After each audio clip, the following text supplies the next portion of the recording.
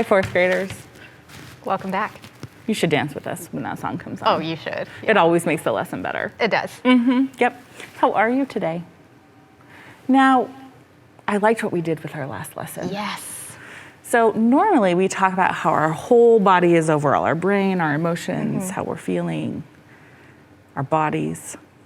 But today, we're gonna check in just in our brains. What does that mean? Oh, gotta have metacognition. You have to know what you're thinking. Yes. So I want you to think about the thoughts you're having right now. Are your thoughts happy, sad, worried? Are they jumbled up like a bowl of spaghetti? Are they nice and organized? Maybe they're going really fast. Really fast racing thoughts? Yeah. Or really slow. Mr. Kevin, can you pull up the chart? Well, sure. Thanks. So if you're in the blue zone, the thoughts you're having are slow or sad or bum, bum, bum, bum. That's how that feels. If it's green, you have calm thoughts, they're organized, your thinking is in order. If they're yellow, you might have a bowl of spaghetti thoughts in your head where you have, this happens to me a lot, lots of different thoughts all like mixed up in your head, where your thoughts might be really worried and going really fast. And if you're in the red zone, you almost can't think. Yeah. Or you have really hot thoughts. Yeah, like I am so mad. So mad. Or you can't even think You you're can't so even mad. think. All you see is red. Yep. Yep, that's the red zone. So what zone is your brain in today?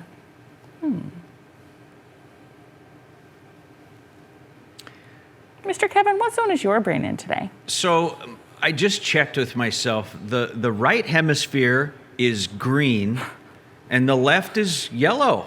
Oh, really? Can you tell us why? Because I'm feeling a little silly Oh. and good. Silly Okay. and good. Okay. Mr. Kevin, he would have been one of those students. He would have. Yep, those students that loves to make everybody laugh. Were you that student in school, Mr. Kevin? Absolutely not. Oh, of course I was. Yeah. Those students always make my job happy. I know. I love it. And Makes how it- about you, teachers? This is so interesting that we talked about this in our last lesson, that my body is tired, but my brain is still focused and my thoughts are clear. And I think it's because of the work we did yesterday to be ready for today. I think so too. So my brain knows, has a lot of clarity about what we're talking about today. Yes, me too. And so that just makes me feel good and organized and good to go. Well, you mean when we make good decisions and are prepared, we end up in the green zone in our brain? It's true. However, with my brain, sometimes I can do all those good things, and my brain has a disability in it. Sometimes, no matter what I do, it doesn't. Sometimes it's just still spaghetti with lots of thoughts. But today, I'm in the green zone.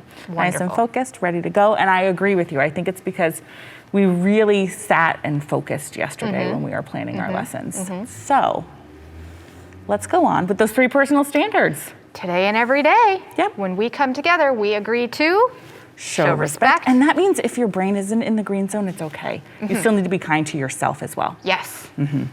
Make good decisions. Yep. Be So, prepared. be prepared. I have my science journal and I have something to write with. And solve problems.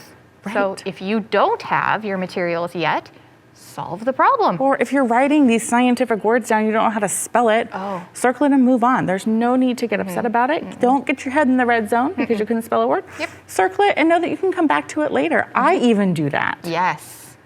Yes. I don't know how to spell everything. Spelling's really hard for me. Yes. So I just circle it and I come back and fix it later, and that's okay. But don't leave it misspelled. Come Right. back and fix it. Right. It's okay to just get your thought down and move on. Yes. Call that a growth mindset. Right? Absolutely, and it's especially important in science because most of the time you're wrong. I love that. It's true. It is. It's just That's matter science. of fact. Most Science of the time. is about thinking something, trying it, realizing you're wrong, and changing something and trying to find something else, just like with our experiment. Yeah. Okay. Let's see what we think about this and think about whether we're right or wrong. Okay. Are you ready for this one? Yes, I'm ready. Whoa. Take 1 minute, jot down your noticings, your thinkings, and your wonderings.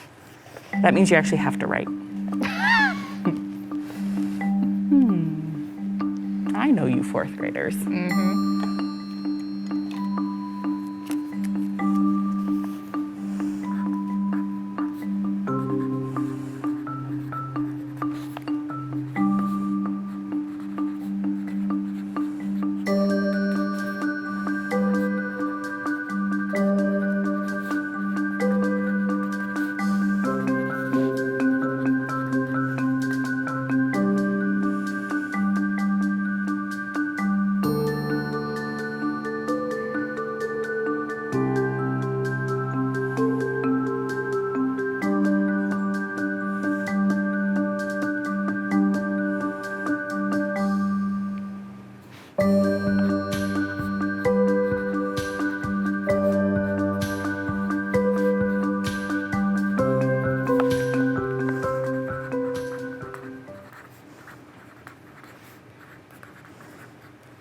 Miss Oslin? There is so much in this picture. So I was thinking that was water coming either from the jet down or from the body of water beneath it up to it. But then I was thinking about the picture that we looked at last lesson and the cloud bubble that was around it. That breaking the sound barrier bubble. I wondered if the bottom part of that spray, if the force from the jet breaking the sound barrier caused water to come up. Oh. I don't know. Like the energy from, okay. And I also think that jet is moving really fast. Yes. Because we learned yesterday that in order for that to happen on a jet and to break the sound barrier, it has to move really fast. Like 770 miles per hour, right, Mr. Kevin? Is that? Yes, that's, Yeah. that's the number. It'd be really cool if we could find the sound of a sonic boom. Yes. We should look up that for the next time so we can hear what it sounds like. Because Yes. we're seeing what it looks like, this cool phenomena of seeing the sound, Yes. but we don't does know what it it sounds sound like. I'm like? very curious what it Yes. sounds like. Yes. I've heard one in real life. Have you? Yes. Is It's it- loud. It's loud. It's a loud boom. Can you not miss it? Oh, you can't miss it. Yeah. And once you hear it and you know what it is, like you'll forever know What a that sonic boom sound. sounds like. Yeah. Well, then we should probably find a We do. We recording need of it. to. We'll do that for you, fourth graders. So, how does sound react when we change a variable? Oh, a variable. Yeah. What does that mean?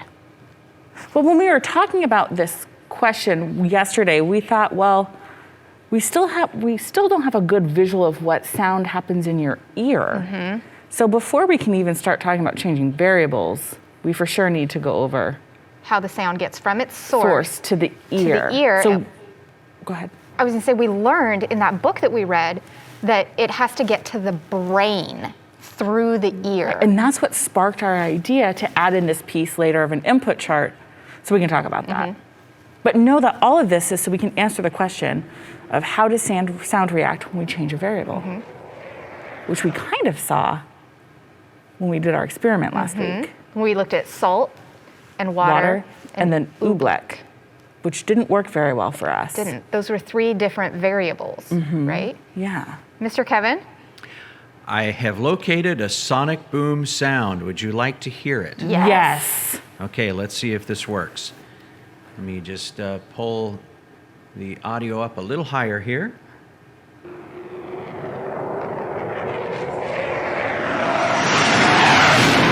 Hear that boom? Yeah. I could also hear the object accelerating. Yes. Can we hear it one more time? Yeah.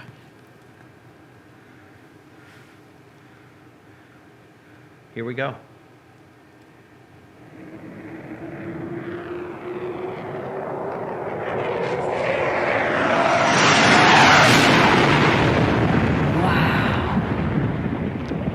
So that's from an F-16 jet, an F-16 fighter jet. Wow. And what really struck me, and I'm sure you two heard this as well, when it hits that critical moment of the sonic boom, something else Nuts is are one playing. of the Hang on a healthiest second here. things. There we go. It's a bang. Yeah. Yeah. It sounds like a bang. Yes. Really, really loud. Really bang. loud bang. Yes. It reminds me of really loud thunder that you would Yeah. hear where it like rattles your windows. And because there's so much energy.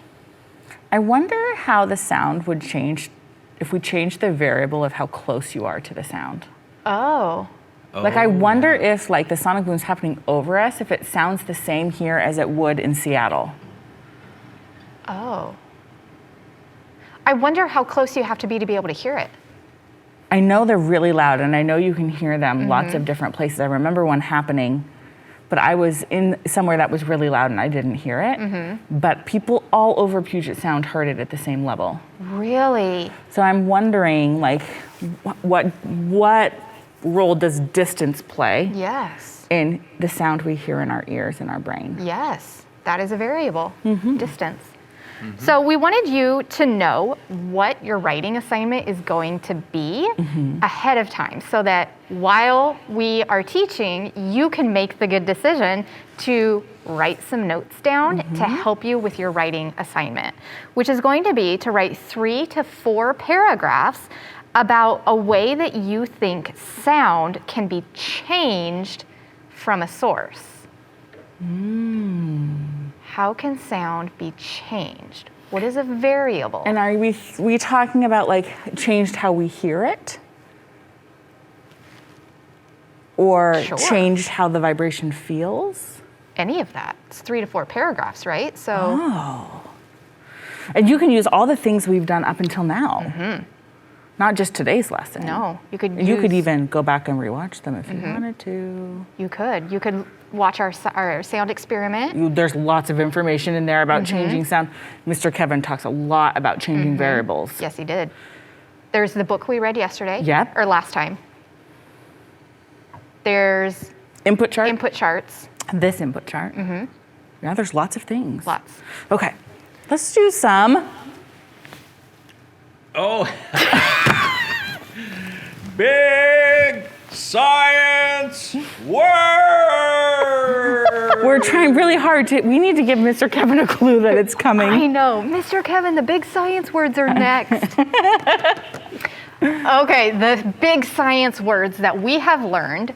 The first one is vibration. Vibration, a movement back and forth. We learned about decibel, which is a unit for measuring the volume of sound. We learned that pitch is the tone of a sound, and that high sounds have a high pitch, and low sounds have a low pitch. And now, if you listened to our lesson or watched our lesson from before this one, you're going to have an idea about this next word because Mr. Kevin talked about it yesterday. He did. The word is amplify. Say amplify. Amplify. How many syllables are in amplify? Oh, Amplify. 3. There's 3 vowel sounds. Let's chunk that word. okay. Amp. Lify.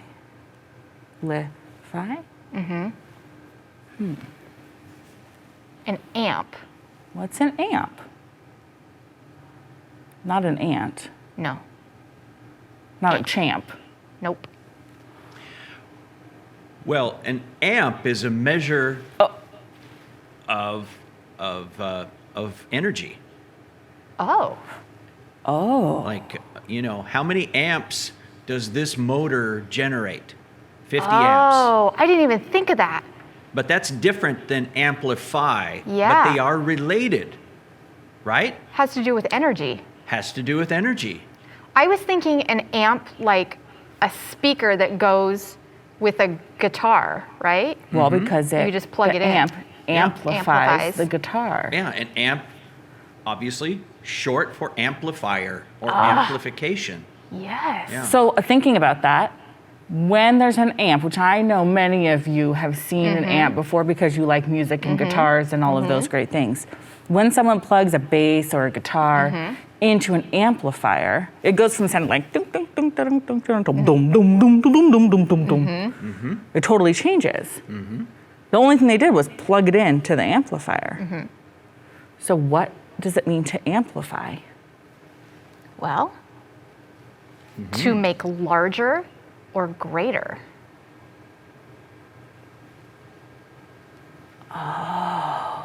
So the sound that comes from the guitar, when it's plugged into the amplifier, it becomes larger Or greater. You can amplify lots of things, You can. not just sound. So Mr. Kevin was saying it's a measure of energy. So an amp is. So if we amplify something, we make the energy larger or greater Or louder. or louder. Just think, right now, the 3 of us are amplifying our voices through a system On our mics. on the microphones. It takes my voice, runs it through wires, which is crazy to me. And it's not even connected. Like it has a little antenna. It sends sound waves through the air to Mr. Kevin's system and makes it so you guys can hear it at home. And he can turn it off from where He can. is. Can you turn it off, Turn us both off, Mr. Kevin? We're Sure. just going to talk. Talk, talk, talk. We're going to talk, We're and he's still going to turn us talking. off.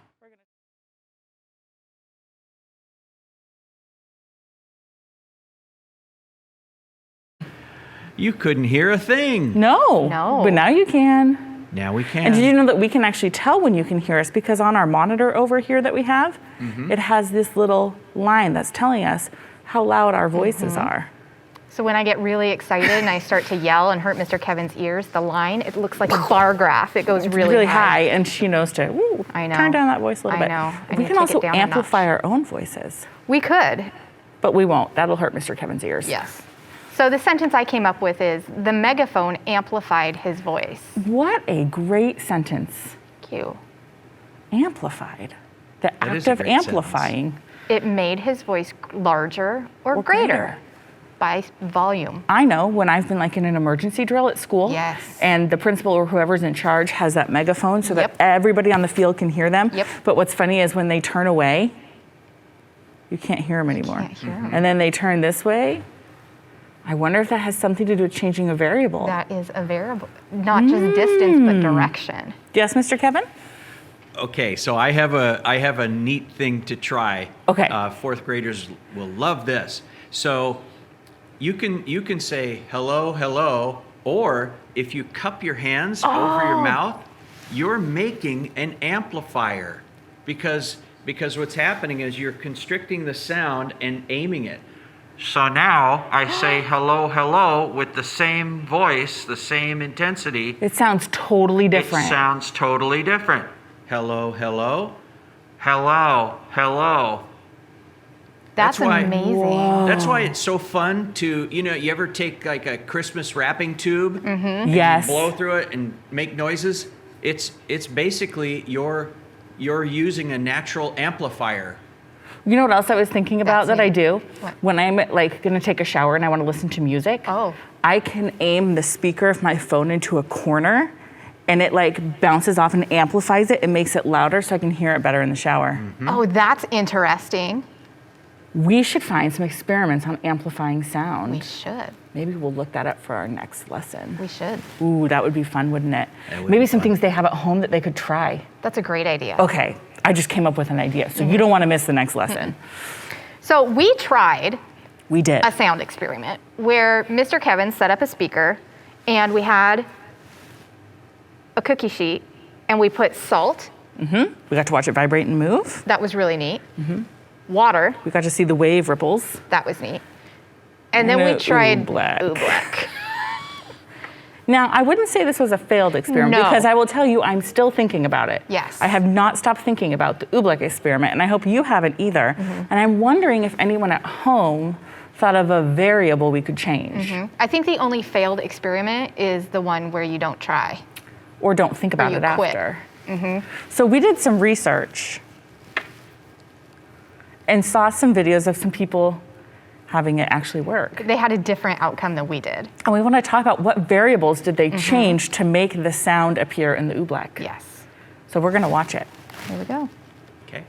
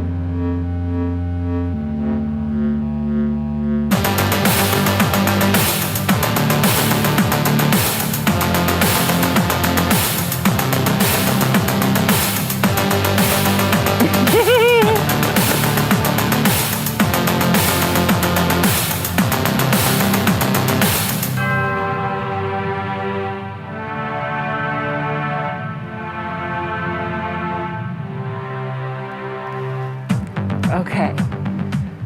So, what variables did they change? And I was thinking as we were watching that, I bet Mr. Kevin was really glad we didn't ask to put it in the speaker. Right. I guess, Mr. Kevin. However, let me say this. I would be willing to do that if we put cellophane over the speaker cabinet so that none of the goop got down into the speaker. That's a great idea. I think we should do it. I think we should do it too. What do you think, fourth graders? Should we have Yeah. some sound experiments next time? Yes. Totally. Okay. Yes. We will do it next time. Are you ready to watch it dance? I'm ready to Yes. watch it dance. I'm Yeah. so excited. So what variables did they change? They didn't have a cookie sheet. They did not have a cookie sheet. They didn't lay it flat on top. They actually put it on, what's that part of the speaker called, Mr. The Kevin? cone. The They cone. put it They right put on it the speaker on the cone. speaker cone. Yeah. So it was And right at the energy source. direct contact. Direct That's- contact with that energy That's source. what we missed. Yep. We didn't have direct contact. I think the cookie sheet absorbed some of that energy. I think it absorbed a lot of it. It's a very lot thick of it. cookie sheet, Yeah. and I think it absorbed a lot of it. And then it kind of diffused. Think about how big that cookie sheet was. Imagine if we had a smaller cookie sheet Or a bowl. or a bowl, bowl. so that the energy wasn't diffused over that big, long surface. Because that's what with the water. They had it in a small glass. Yeah. So I wonder if the glass is different than the material of the metal cookie So sheet. I wonder if changing what the sound has to travel through changes the sound that comes out. Because like think about Mr. Kevin, nothing, it's not having to travel through anything. And then he does this with his hands and it sounds totally different because it has to travel through it differently.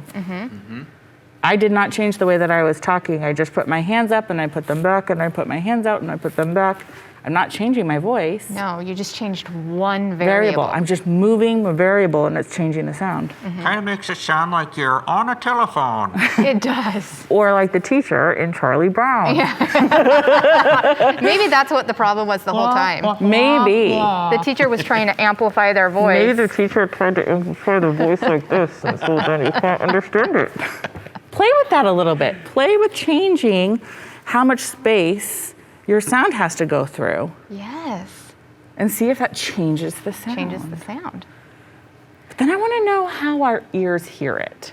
Yes. So we learned We started to talk about in it. the book that we read last time, we learned about sound, how it's measured. Mm-hmm. We learned about how it has to travel into our ear and then get to our brain for us to hear it. But it did not give us details about what our ears do with the sound once Mm-hmm. it comes into the ear.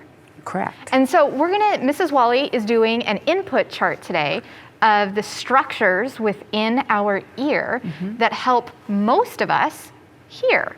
Now I will tell you, I'm going to tell you what I think I know. Okay? I don't know, I haven't ever studied the ear. I did a little bit of research. So I'm also learning as we go. Yes. But this is what I understand so far about our ear and how it hears.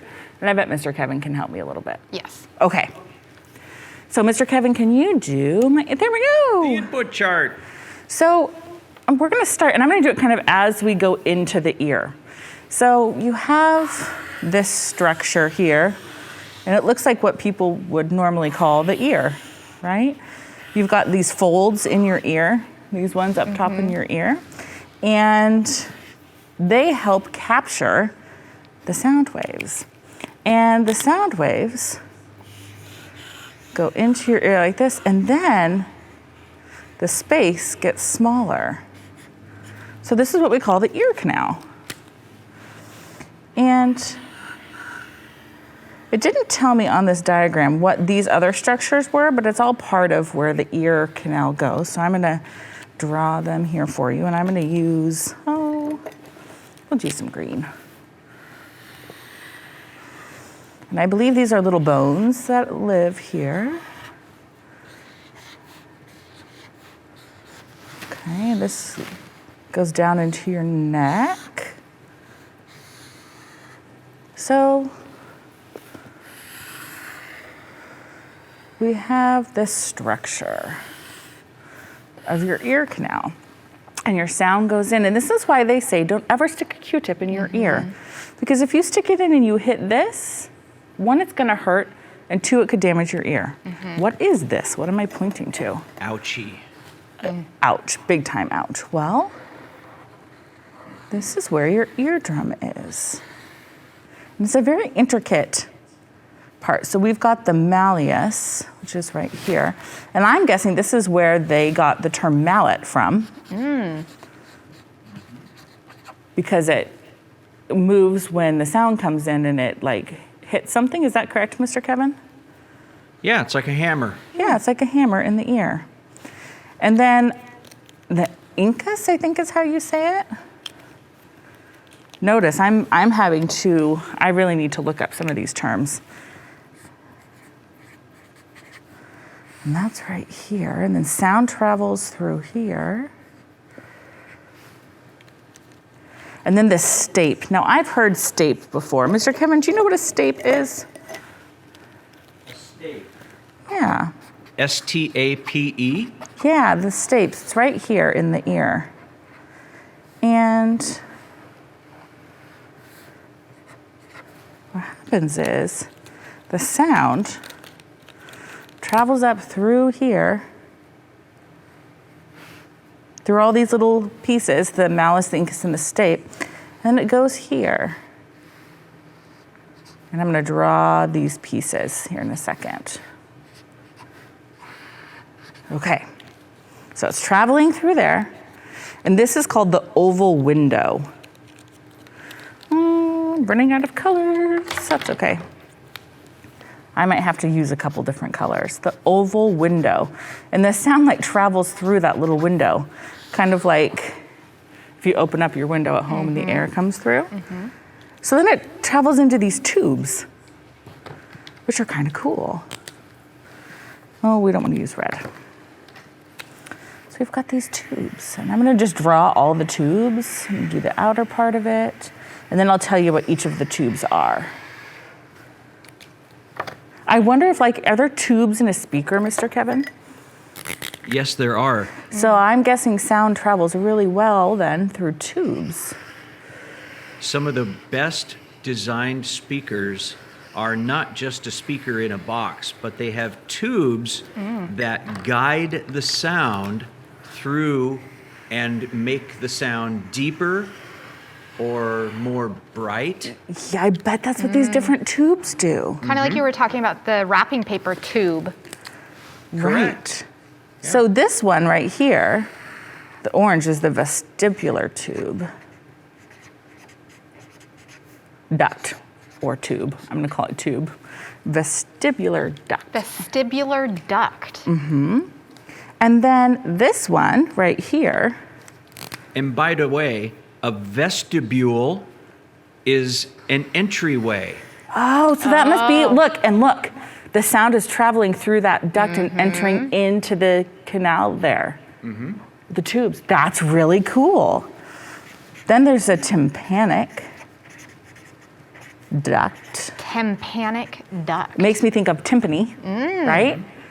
So there's the tympanic duct, and notice the sound is traveling around it, and oh, there's more sound traveling. Hang on. You've got sound here, and sound here, and sound coming up here, and going here, and here, and around here. So all this sound is traveling through all of these ducts.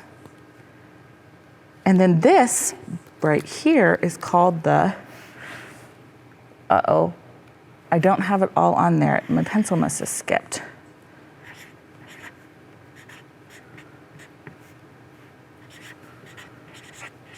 I'm gonna have to look that up, so I'm gonna circle it.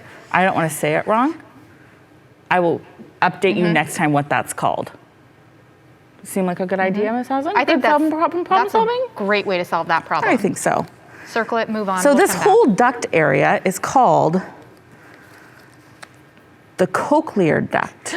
I have heard that term. Have you? Can you tell us about it?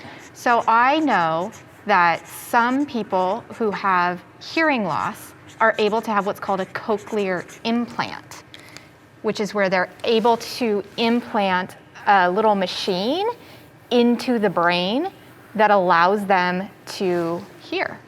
I bet what it does is those sound waves come in, go through the oval window, and then that implant acts as this whole thing. As the ducts. And then look what happens. Here, and then there's this little window right here. This is called the round window.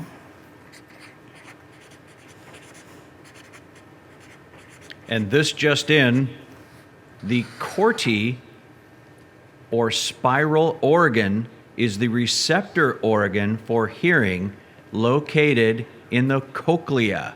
So There we go. yeah, Mr. Kevin, thank you so much. Can you say it again? Corti? corti. Corti. The corti organ is located inside this right here. Okay. The cochlear duct, the whole thing. This whole thing is called the cochlear. And then the sound travels back down through the round window and down nerves and things into your brain. Pretty cool, huh? Who knew there was so much to an ear? Oh, and there's one more thing. The tympanic membrane. That's right here. So the sound then comes back through and hits this membrane and causes vibration Okay. for your brain to then be able to understand the process. sound. That's the best I can describe it right now. It's a lot to learn. People go to school and study it for a really long time. So I'm going to keep learning about it. Yes. And there's one more structure down there below. Oh, I yeah, think this you've right got- here? Yeah. Let me draw it in. Yeah, that is the Eustachian tube. Yes. And guess where that ends up? Where, Mr. Kevin? In the back of your throat. And if you have tonsils, it exits right there where your tonsils are. And even if you don't have tonsils, it exits at the back of your throat. Wow. What is it called again? Eustachian tube. Eustachian. I think it's Eustachian. Eustachian. When you hear of children getting tubes in their ears, they're putting them in that Eustachian tube because what's happening is infection's backing up in their ear and unable to drain down the back of their throat. And so they dilate it with a tube that keeps it open so that it can drain. So interesting. There are doctors that study this. Yes. They're called I was audiologists. incorrect on the spelling. Eustachian, there's an Eustachi. So there's a ch sound in there. Can you tell me how to spell it again? Eustachian. Eustachian Eustachian tube. I'm tube. adding, this wasn't on my diagram, but I'm adding to it. I love learning with you teachers. I it's love so learning. fun. I love learning with you fourth graders, and it's important that you know that teachers don't know everything. No. We really don't. Our job is to help you learn and learn with you. And so I'm okay with not knowing everything and saying, oh, I'm not sure about that, and learning with you. And sometimes that's the best kind of learning, don't you think? Oh, I wonder if some of our fourth graders already knew some of this. I bet some did. I bet some did. And I bet if there are fourth graders who are hard of hearing, I bet they really know about this because this is part of their world. And if you know something that I said wrong or that I didn't touch on that you think's important, please email me and tell me, Let us and I will know. make sure to add it in. And we'll give you credit for it. Oh, absolutely. We always cite our source And then your name will go into a drawing to win this, to win that. which is pretty cool. It's a beautiful input chart. And we're going to sign the back of it for you. We'll autograph it, Absolutely. which would be cool. All Wow. right, Okay. Are we ready to review let's do it. our chant by Kay Gooding called Sounds Here, Sounds There. Here we go. Sounds here, sounds there. sounds everywhere. Loud sounds created strongly. Soft sounds created gently. High-pitched sounds vibrate quickly. Low-pitched sounds vibrate slowly. Sounds from a band, sounds in nature, sounds in our world, and sounds from me. Sounds here, sounds there. Sounds everywhere. Sounds. Now, we just gave you a lot of information. A I lot. hope you are making responsible choices by writing some information down. Taking some notes. Because you have some writing to do. You could also, if you didn't, you can solve the problem by going back and rewatching. That's the beauty of these lessons, right? It is. That you can do that. You're going to continue to add to your inquiry chart, thinking about what you think you know about sound. You might have some new thinking that you've come up with the last couple days? I certainly Oh, have. me too. Where you need to go back and revise or change What your you thinking. thought you knew. Also, now that we learn more questions come up. That's right. So you're going to think about, what do you want to learn about sound? And you could also send this to us, and we will base our lessons off of what you want to know about. Absolutely. We think we know what you want to know, but we might be wrong. So if there's something you want us to teach you about sound, please email us the question so that we can put it into our lesson. Today we talked about, how does sound react when we change a variable? We spoke just a little bit to this, and we talked about when we introduce an essential question, we don't always answer it. Usually we don't answer it in that one lesson. But we're going to answer it in our experiments, I We think. are. I'm really excited for the next experiment day. So your writing assignment, you'll remember, is to write 3 to 4 paragraphs about the way you think sound can be changed from a source. What are some different variables that you can change? And then send it to us here at our TV classroom. Mr. Kevin, how can our 4th graders send us their work? Well, okay, and so before I give you that information, I just wanted to give them a teaser. Is that okay? Oh, yeah. Okay, so I really geek out on this kind of stuff because guess what? Sound and sight are related. They are. They are. They're part of what's called the electromagnetic spectrum. Electromagnetic spectrum. And it's all based on vibration. All of Wow. it. Wow. It's incredible.